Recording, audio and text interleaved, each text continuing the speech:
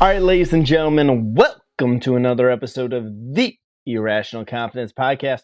We're talking NFL football, and it's playoff time. We're through the wacky wild card weekend and into the divisional round.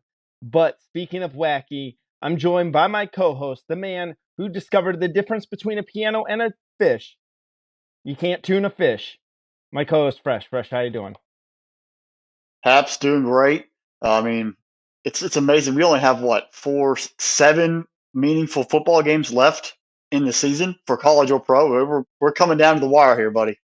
Yeah, I know. It's kind of been weird to think about because even over this past weekend, we talked about how it was just so awkward not to have like a huge slate of games to talk about while you're at like a family get together. So it was kind of weird. But let's start off with the first thing here, Fresh. And I walked away from Monday Night Football thinking about this was the Cowboys versus Tampa game the last time we will see Tom Brady play football? It he kind of looked the start of the football game like he's looked all season. The whole entire team did. They looked old, slow, out of sync. I mean, he made throws that looked like he still had it, but overall, it just didn't feel like the same kind of vibe. He did show some extra mobility early on in the football game that was I think I haven't seen in a long time, but then he threw the interception. Like I think they put the curse on him. They threw the graphic up there, like no turnovers in the red zone as a Buccaneer, and that exact next play throws a pick in the back of the end zone. That was a throwaway going to nobody. Um, I just think he's dealing with so much. It's a lot to weigh on. Do you want to keep playing? I don't think we've seen the last Tom Brady. I think he's going to play somewhere else, not in Tampa. Um, I think he has too much pride, and he doesn't want to go out like that. And the way that the season played out, I think it's gonna weigh on him, and he's gonna have some suitors for a 1 or 2 year deal to move on and continue the career. Well, he 46 next year? I just know he's older than us, which is a good thing. Yeah, I Yeah, think 46. he's 46 next year. The hard thing for me is to understand he's got this 10-year, $375 million contract waiting for him from Fox to do broadcasting. I understand the competitor aspect of things. I get the thing of you wanting to constantly compete. This is all you've ever known in your life, especially a person who's been playing football since he was, you know, 5, 6, 7 years old, however old he was when he started playing, and playing all up through grade school, playing at a prestigious college like Michigan, getting drafted as low as he did, working his way up from the bottom to the top. I don't think you want that ride to end. I think it's very difficult actually for a lot of athletes to admit that the ride's over, and you don't want to lose that. You don't want to lose that camaraderie you have with your teammates. You don't want to lose, the thrill of winning, the agony of defeat. At the end of the day, man, like sooner or later you don't want to be this shell of yourself and take away from your legacy. Right now, you still have this legacy of all of these Super Bowl rings. You're the most winningest quarterback of all time when it comes to Super Bowls, and people consider you the greatest of all time. But how much longer would that take? Like, how many years of what we've watched the last 2 seasons would slowly start to take away from that level of legacy where we maybe start to go, maybe you weren't the greatest of all time. Maybe you were just in the perfect combination of coach and player and system and a GM that knew what they were doing and all of those other things that you aren't considered the greatest of all time. I mean, this season's a great example where they've struggled, and their success is 8-10, but they won a division. Um, it He needs playmakers around him. He needs a coach to understand, but he also like he has to play a little better too because there was a lot of throws. If you go back the entire season, there were throws that he normally had made in the past. He was sailing them or he was a little short. A lot more frustration, visible frustration on the sideline from him that we have not seen outside of the cameo yelling at somebody, yelling at offensive lineman. I'm talking like frustration in his own like solace moment where he knows it's on him, not on anyone else around him. Um, but I think that the drive I don't think he knows his legacy is all the Super Bowl titles. I don't think going on further is really going to just bring a stain to his career where you leave now or do you tarnish the rest of it. Um, I think he just wants to keep winning. I think he wants to prove that he is better by himself and he can do it with anyone other than Bill Belichick. I think there's still some resentment there. There's some anger on that side. And that's why that first Super Bowl in Tampa really paid off. It really gave him some, validity. And I think now he really wants to try to maybe go for a third one. And that's where I kind of think is it the Raiders where he goes back with McDaniel, or does he actually eventually now actually go to the Dolphins where he had the rumors before, but does he go to Miami and play for the Dolphins to try to get revenge 2 times a year against the Patriots and Bill Belichick? Like, where is this, competitiveness, vengeful streak go? Or because if he was going to retire, I think he would have done it after last year, not coming back this year. He wants to earn and hit some goals and some benchmarks on his own legacy that I don't think he's actually accomplished yet. Is it worth it though? Like, is it worth really what you're putting yourself through? And again, none of us can really know the answer to that question because we're not him. We're not what he goes through in the off season, what he goes through during the season. But is everything that he's doing worth it to me? And I looked at it and I watched him yelling on the sidelines in that Cowboys game at his offensive lineman. And I just stopped and thought for a second, like if I was a 25, 26-year-old offensive lineman and 45-year-old Tom Brady is yelling at me, like, boop, turn it off. I've turned off the listening. I'm not listening to what you have to say, old man. Like, I get it. A couple of years ago, it wouldn't have been that case.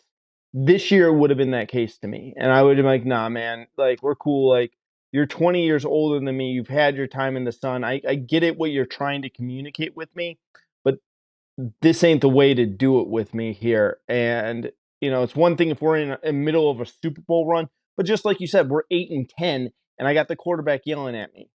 Like, it's ridiculous. Come on, man.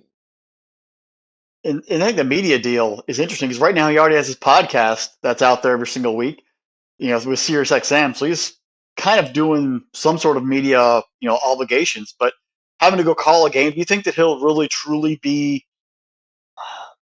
engaged or enjoy not being on the field playing? Like Tony Romo, I think loves being up in the press box, really loves calling it and being, dissecting and breaking it down.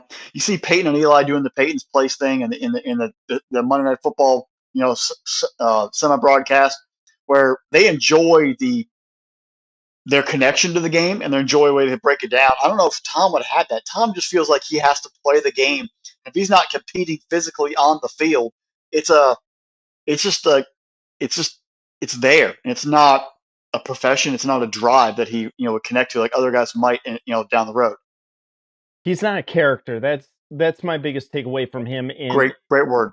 in his broadcasting career. Like you take a look at the former players that are the legendary broadcasters. You take a look at like you said, Romo. Romo is this weird, like almost like wants to be coach character where he wants to like call the play before it is.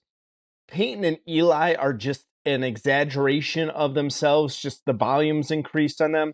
You take a look at even like a person like McAfee, who I've grown to have a strong appreciation for what he does and the ability to create himself as a character in those realms. It I know it almost comes back to being a professional wrestler. And I know this is going to sound weird, but you take a look at what Dwayne Johnson was. He became The Rock, and The Rock became this larger than life character that he no longer, like people will say, you say, oh, Dwayne Johnson, and they'll know who you're talking about. But you say The Rock, and people will know who you're talking about. Not because, because the movies, I'll say it to this day, but even 5-6 years ago, you said The Rock is still going to be predominantly known for the character that he created as a professional wrestler. I think that's what Tom's going to need to do. He's going to need to become a character of himself, or he's going to just turn into another former player who is doing sidelines or is doing color commentary that he's not anything that you want to tune in and watch about. Yeah, like, I think Terry Bradshaw made himself a character. Yeah. I mean, he won 4 Super Bowls with the Steelers and all that. People know him more for being a funny, carefree guy on the Fox pregame show. Yeah. All right, Fresh. Well, enough of Brady's career here, and let's go into the divisional round of the playoffs here. We got 4 games all suited up for Saturday and Sunday here. Another great weekend of football. Only 4 areas that we need to focus on. So let's start in the AFC on Saturday. We're going to start in Kansas City. Kansas City facing the Jacksonville Jaguars. Kansas City is currently an 8.5-point favorite. Over-under is set at 53 points. Mahomes, the Chiefs had a week off, had a number 1 seed there. Jacksonville, third largest come from behind playoff win, I believe, of all time. Do the Jaguars have the magic? They're going to need a lot of magic. The funny part is if you like to believe in sort of the mystic, weirdness that could go on, this exact time slot versus the number 1 seed, the Jaguars played the Broncos in 1996 that season, and they went and upset the Broncos, who were the 1 seed, and they went on. Um, it's weird kind of dynamic. I obviously has nothing to do with the football game, but just the time setting and way it's set up. If you believe in that sort of thing, it's funny how it plays out. The Jaguars are a very fun, energetic football team. They have a vibe right now about them. Trevor Lawrence is that first half probably statistically one of the worst halves of football probably ever played by a quarterback.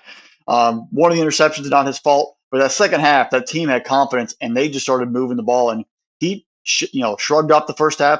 The team kept playing, and I think it's sort of his. He doesn't know any better, but also Doug Peterson's confidence in the entire team for them to keep playing football. And Peterson's done this before. He has coached teams. He's taken an Eagles team with Nick Foles and won a Super Bowl. Do I think the Jaguars have enough talent to beat the Chiefs? It's going to take a historic, monumental effort for them to do it. This Chiefs team is loaded. They've proven they can do it without Tyreek. Crazier things have happened, but I think their focus right now is on the Bills or the Bengals, and Mahomes actually getting a second Super Bowl ring, and Andy Reid winning that next Super Bowl. They played earlier in the year. Chiefs jumped all over them early, and the Jags maybe learned a couple lessons from that. I want to see Jacksonville win and see the Jaguars move on and see Trevor Lawrence and ETN and Zay Jones and Christian Kirk and Ingram and that defense play with energy and fire and pull off the upset. I just don't think it's possible because if you look at the Mahomes, that offense, how developed it's become, and they don't really rely on Tyreek Hill. You have Kelsey, but they're explosive at every level. They're on a whole different scheme right now, and I think they're going to find a way to take care of business. It might be a slow start. I think the Jaguars give a very spirited effort. They will not get blown out if the lead gets pulled away. I think the Chiefs separate in the fourth quarter, but the Jaguars will come to play. The Chiefs will find their groove and move on to the AFC Championship game once again. Yeah, this is a tough one for me, Fresh, because I wish this at times where I wish NFL was similar to college football, because I feel like if this game was at a neutral site, the Jaguars would have a much better shot. Kansas City is 7-1 at home on the year. Their only loss of the season was to the Buffalo Bills. Jacksonville doesn't have the same level of talent as the Buffalo Bills. Jacksonville's an up-and-coming team. I think that they definitely have overachieved this year. This reminds me a lot of when the Browns made the playoffs a couple years back. They beat the Steelers in week 1 of the wild card round. And then in the divisional round, they played the Chiefs very competitive, wound up losing in the end.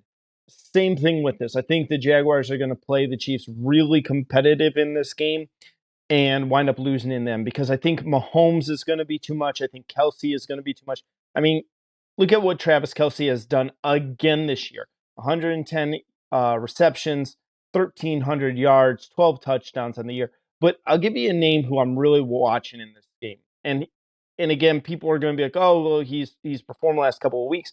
He kind of came on really strong late of the season. Jerick McKinnon. I think that Kansas City has been missing that running back who's been that huge receiving threat out of the backfield since they cut Kareem Hunt. I think McKinnon has really picked up that role for the Chiefs, and I think that Mahomes really likes utilizing him. I'm with you. I'd love to see Jacksonville move on because I love the underdog story. But you know what? This is a point where we need to, call it straight down the middle here and say really who's telling us who's going to win this game, and that's going to be Kansas City. Yeah, I mean the Jags defense, though, I think they're the biggest item in this football game. They've got to show up consistently. Key, Josh Allen, Walker, Kason, the linebackers, the corners, the safeties. They've got to. Cisco's got to set the tone, but they've got to show up and play. If they actually do play like they played in the second half, or they played, maybe versus Tennessee and other games down the road, maybe like the Cowboys, um, it'll give them a chance. But the defense is really going to be the key in this one. And another funny anecdote, Trevor Lawrence has not lost a game that he started on a Saturday since his high school never lost, college never lost, and the NFL has never lost. Probably didn't even lose in middle school either. So it's another thing. It's games on a Saturday. Does he keep that streak going? Interesting one there, Fresh. All right, let's go to the Fox game. This game's at 8:15 on Saturday night. The New York Football Giants traveling to Philadelphia, Pennsylvania to face the Eagles.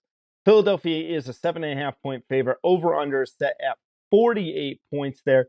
Giants pulling off the upset against Minnesota. I don't know. We talked about that, said that was probably going to be the most competitive game. I don't know how many people truly believe that they were going to be the team that upset them, but now it's a different task. It's knocking off the number one seed and the Philadelphia Eagles. Jalen Hurts had a week off, a little more time to get healthy again there. Miles Sanders coming back. A.J. Brown has had a remarkable year for the Eagles there. I just don't know if Daniel Jones can pull off a second upset there, man. I don't trust Daniel Jones at all. I mean, these two teams know each other. It's Eagles Giants. It's a rivalry. They've played twice already this year. They know it. The fan base the hatred runs deep. But this is why A.J. Brown was brought to Philly. This is why all those free agents have been brought in over the years. They've loaded this team up for this run. And honestly, this might even be Jalen Hurts' legacy as an Eagle. Because if you don't win in the playoffs, you already lost last year, you got stomped, and obviously that's a different story. Last year's team to where they are now. But if you lose this week versus the Giants at home as the number one seed, then people start raising the questions: is Hurts, the quarterback? Is this team in the right spot? Are they just, a regular season champions, but they don't have the grit and the drive and the focus to actually win the playoffs when it really truly matters? And people in Philly are like, well, are they actually just another Philadelphia football team that can't win in the playoffs? Well, that's what's truly, there's a lot more pressure on the Eagles. And that's what's truly at stake here is, can this team now turn it on and perform? Down the stretch, they had such a big lead. They kind of rested some guys. They gave Hurts a couple extra weeks off, and they made that race a little tighter for the number one seed in the division, closer to probably it should have been, or what it was at the beginning of December. Can they turn it on? Can Devonta Smith? Can the running backs, Miles Sanders? Can Dallas Goedert? Can that offensive line, who has some veteran plays in there, and those guys have been kind of beat up all throughout the year, can they show up on Saturday night and fight it out for Rocky and get it done?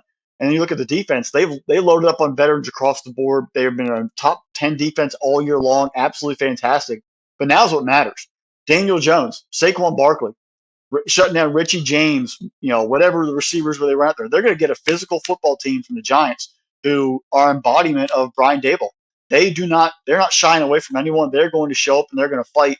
I got a feeling Wink Martindale on that defense, who have gotten better as the years gone on, they're not going to bow out either. They understand schemes. They understand tendencies that are going to come their way from the Eagles. So how do the Eagles actually change this up? We give all the love to the Eagles and their success, but like we said they went down to Tampa, they got stomped. This is the real, and the coaching staff also. This is your step up moment. If you bow down this one, then you're going to start getting heat. So if I'm the Giants, play free, play physical. You have nothing to lose. Daniel Jones, don't tense up, because you went up there and you took care of the Vikings, and you competed on a level. You ran the ball, you threw the ball, you did what you had to do. Now you have a chance to go against teams play lights out. Go get them, because if you take down the Eagles, you will be loved and adored in New York forever. Your legacy will actually be heightened. I think you've already stepped up and earned the trust of a lot of Giants fans and the coaches and the owners.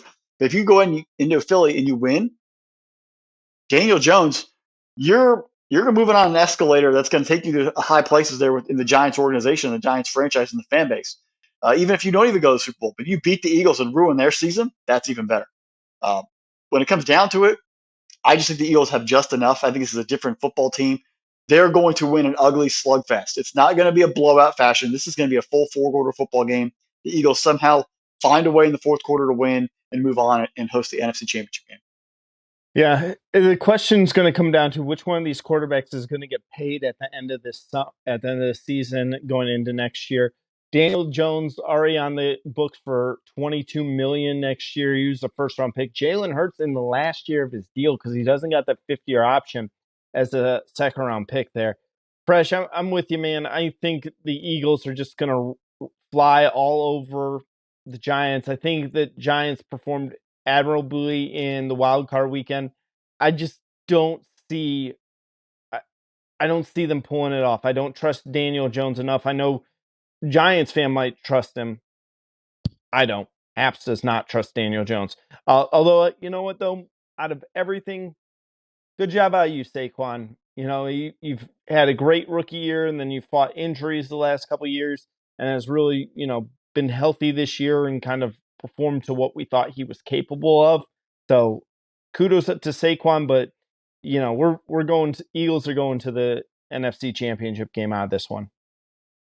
Yeah, just if you put them down early, if the Eagles put the Giants in a hole early, I don't know if they have the firepower to come back. But if it's the middle of the first quarter, second quarter, and this is a 3-0, 6-3, 10-7 football game, that's when the Giants know they have them right where they want. That's gonna be the real teller right there early on in the football games. If it's close, or if the Giants if the Giants get beat up early and they're put in a hole, do they have enough firepower to come back? But if they keep it close, it can be interesting in the fourth quarter. Yeah. And the only thing, this is the only home team that's lost more than one game at home with the Eagles. So home teams have lost a grand total of 5 games this season out of these 4 teams.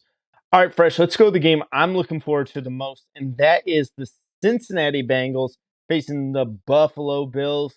This is on Sunday. This is going to be a 3 o'clock kick. Currently, Buffalo is a 5-point favorite. Over under is set at 48 points. Fresh, we were kind of with everything that's happened with these two teams a couple weeks ago. That just took the air out of the balloon at that time, and now we're seeing a matchup that we wanted to see. This matchup, though, is in Buffalo. Cincinnati is not getting that home field there. Kind of feel a little bit like Cincinnati was robbed. They might come out with a little bit extra fire in this game, but man, Buffalo's look good. Well, Cincinnati, granted it's the Ravens, and they were playing with a lot of energy and focus and feeling disrespected, and that's a rivalry and a division foe, just like we talked about the Eagles and the Giants.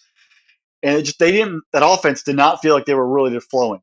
Maybe playing a little tight, you never know. Maybe a lot of great coverages from the Ravens defense. This is going to be the true teller against the Bills. Can this offense show up? Because the Bengals are going to go as far as the offense is going to take them. It is what it is. Between Burrow, Mixon, Chase, Higgins, Boyd, that offense is the pusher, and the offensive line has got to play better. Burrow last year, all this year, I've seen him laying on the ground more than I've seen him sitting on the sideline. He's got to be upright and be able to get the ball down the field, because if he can, the receivers can make plays, and there are opportunities in that Buffalo secondary. And they don't have Von Miller in the pass rush. Like, there are chances, but that offense has got to show up from the very beginning, because Buffalo, that crowd, it's going to be rowdy. And if you let Josh Allen get going with that host of weapons they have, it could get ugly real quick. We kind of obviously wanted to see this a couple weeks ago Monday night. The tragic situation, Damar Hamlin occurred and sort of put this one in pause. How much of that emotion is coming to this game where I start reflecting back on that all week leading up to it? It's going to be a heavy moment. From the Bills' perspective, you've had one goal since the draft last year. You go to the Super Bowl. Nothing else matters. There's just a shot of Stephon Diggs sitting on the field in Kansas City, watching the Chiefs in their celebration, knowing this is where you want to be. You can't get to that moment if you don't take care of the business here with the Bengals. And at this point, you're playing good football teams. You're not skating by an 8-9 football team in week 1 of the wild card, and they're just there because they won the division. You're playing quality football teams who are there, and you've got to fight through. Can Josh Allen cut down his turnovers? I mean, how many times does he throw interceptions and we're all sitting there shaking our head? We're like, did he just do that? Like that. Those things cannot happen as you get in bigger games. If you want to beat the Bengals, if you want to beat the Chiefs, if you want to beat some team from the NFC in the Super Bowl, you've got to cut down the turnovers because eventually people are going to start making excuses for you.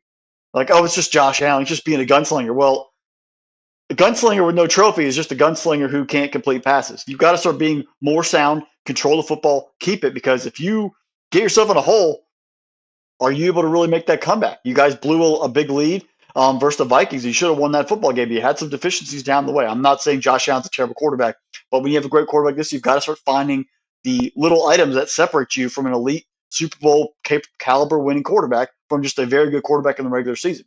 And that's where he has to focus on. Cut down the turnovers, be smart, and throw the football with determination to Cole Beasley, to Stephon Diggs, Gabe Davis. Make those throws. Dawson Knox. Use your running backs. You've got to be in the moment. This is your time, your setting. If you want to be a champion, you've got to drive the Bills forward. You already know that you've lost some of those guys on defense, and you've got to sort of play it and fill the gaps, and you're going against an elite offense here in the Bengals. You've got to score almost every possession and put them away. You can't give them any gifts. In the end, I could flip a coin in this football game. This is the most evenly matched up game of the entire weekend, and you could say both teams could win in multiple different ways.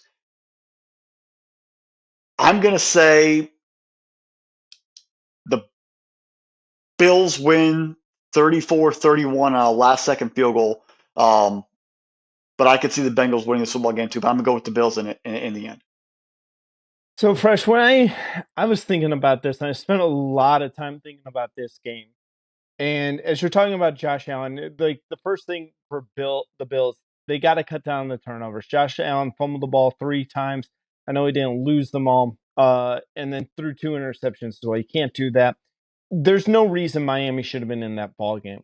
With Skylar Thompson playing at quarterback, they completely stopped them on their ground attack there.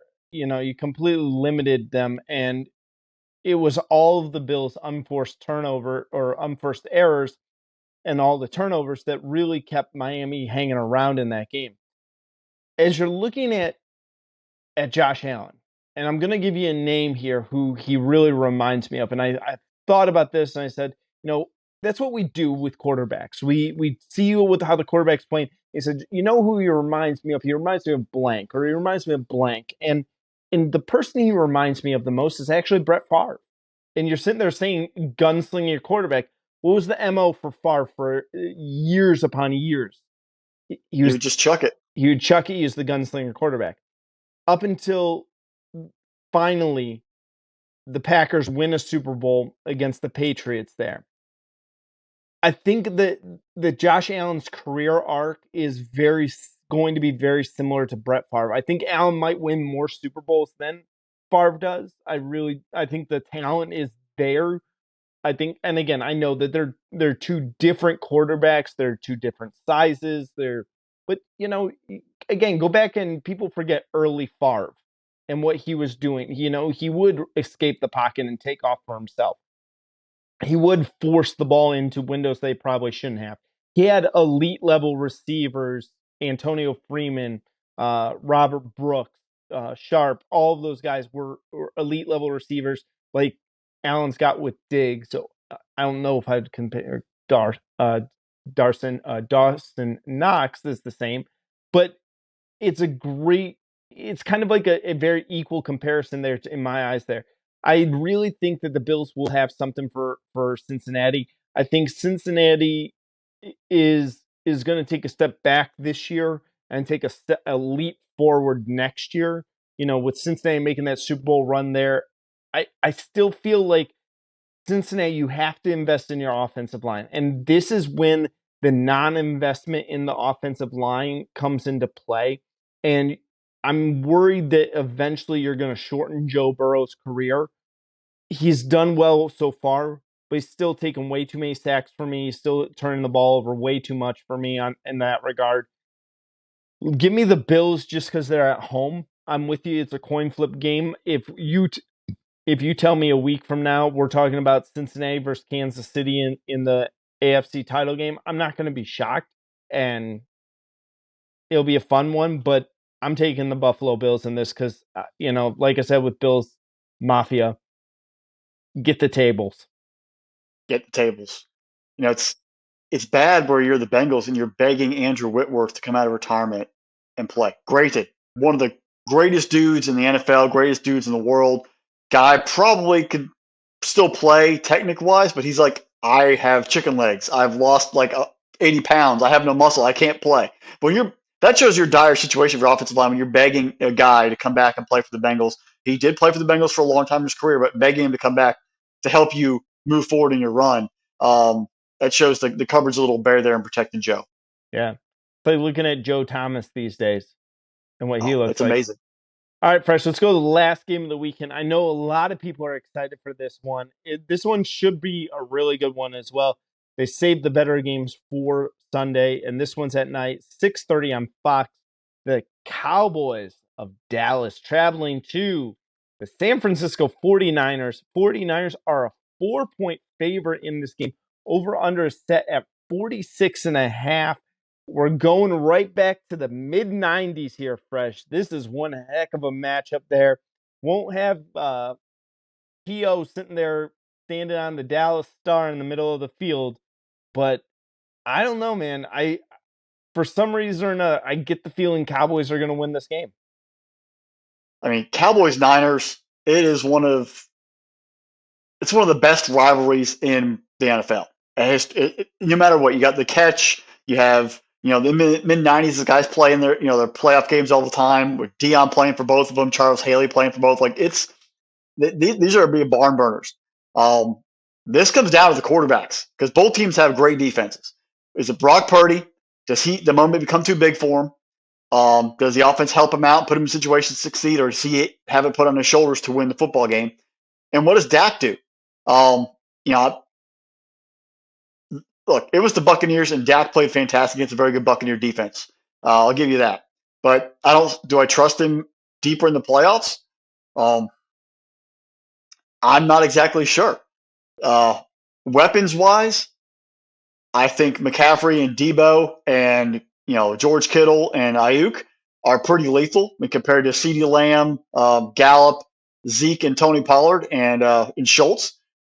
They each have their own ways of attacking a defense that make them both successful. But they also have those things like if things go wrong, like if Dak gets worried or they can't run the football, they have trouble. If Debo and McCaffrey aren't going for San Francisco, if that offensive line's not giving them, if Trent Williams is getting beat up, that offensive line's not moving the ball or they're not getting separation in the secondary, and Purdy has it all on his shoulders, I kind of have worries. It's weird. I see where you're going with the Cowboys, and we haven't had an upset yet, a true upset picked so far.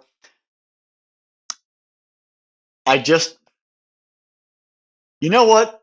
Let's go with the Cowboys. Let's get crazy things happen. Hey, you talk about Fort Worth. Keep it funky. Arlington, Dallas, not really. Obviously in the same metroplex area. Let's go with the Cowboys with the upset and shock the NFL and set up an Eagles Cowboys NFC title game. That'd be pretty cool. Yeah, Fresh. So here's my thing. A year ago, this game was in the wild card round, and we were sitting in Las Vegas for our producer's bachelor party at that time. I don't know what the bar we were sitting at there over in Caesars with the mojitos and the cigars, but we spent some time watching one of the wildest finishes of a game. I think that last year's game is living in Dallas's mind. I think that they're going to play with a lot of fire. I think they're going to come out motivated. I think they want a shot at the Eagles. It's been since, 1995 since the Dallas Cowboys have made it to the Super Bowl. That's 18, 19 years ago. Yeah. It's eh, it's getting a little tough for Dallas to sit there. I don't know. To me, it's going to come. I know everyone's going to talk about the two quarterbacks, whether it's going to be Dak, how Dak's going to play. But to me, it's going to come down to the running backs. I'm going to go and say which one of these guys is going to make a play. Is it going to be the combination of Ezekiel Elliott and Pollard over there, or is it going to be Christian McCaffrey who makes the big play? One or the other's got to make a huge play right now. I'm I'm kind of leaning towards this. Tony Pollard has been one of the guys I've been watching. I think he's been just playing so well this season there. I think he does a lot of little things there. I think he is starting to take that starting role away from Ezekiel Elliott. Not to say that Zeke's bad by any means whatsoever, but I really think Tony Pollard's really come on, especially 1,000 yards this year, 9 touchdowns. I don't know. I get this feeling that Dallas is really motivated, but fresh, they're 4-4 away from Arlington. And that does give me a reason to be concerned about this game. I think Mike McCarthy saved his job last week. I think if he loses to Agreed. Tampa, he's fired. Sean Payton is the next coach of the Dallas Cowboys. He saved his job. He will be back in Dallas next season. This is when we can really say we're going to know about the Dallas Cowboys. Are they just the same team? Yeah, you win a playoff game, but then you fizzle out in the divisional round. You're not, you want to say that you're Super Bowl contenders. Like, to be a Super Bowl contender, you got to make the AFC or NFC championship game. And if you lose in that area, that's fine. Like, great. You had a great season. You deserve all the accolades that you did. You can hang your hat and say, we didn't get to the top level, but we're working towards something. We're building in the right direction there. That's where it got to come into play. And I think that Dallas is motivated this year. So I'm taking the Cowboys. And I'm going to tell you this, Fresh. I'm going to take the Cowboys by a touchdown. I mean, you know why I kind of feel it was a different Cowboys team? The way that they beat the Buccaneers. Now, we already talked about their record, but the Bucs defense has been pretty solid. A lot of veteran players, a lot of experience behind them, and they went out there and they thoroughly beat them down. It was not like a 17-14 squeaker win. The Cowboys just survive and move on. They won that game definitively. It was 24-0 at one point, and it could have been even worse. Like they dominated the football game, and that showed this team is driven and focused. The only thing that kept me paused though is that the way they kind of celebrated it, because you see, they're in the locker room and Mike McCarthy's wearing the chain, like Jerry up in the booth, really like they're relieved they finally won a playoff game. When if you're a legit football team, you're happy. You're like we won the wild card, we moved on. We won a game we should have. So it's kind of, are they too caught up in that success moment? Like we finally won a playoff game, as opposed to we should have won this game. We were 12-win team, 11-win team, and we went and dominated a team that was under 500. Like there's a happy medium there you have to sort of figure out. But I think this team has explosive attributes that really could carry them deep, and they could make a fun mess of Sunday night and beat the 49ers. All right, Fresh. So let's do this real quick. We're at the divisional rounds. We picked made our Super Bowl picks for the wild card round. Who do you have after watching the wild card? Who do you got in the Super Bowl right now?